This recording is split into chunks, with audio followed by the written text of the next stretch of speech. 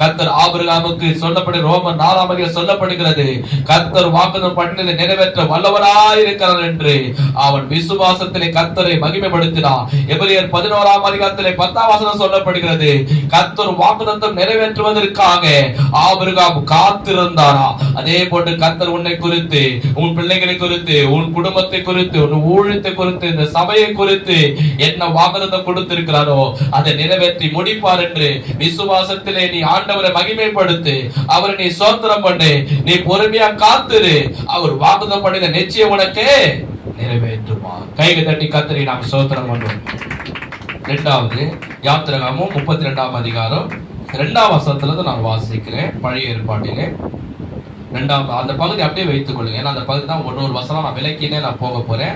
2 6 வரைக்கும் வாசிக்கிறேன். அதற்கு ஆரோன், உங்கள் மனைவிகள் உங்கள் குமார குமார்த்திகளுடைய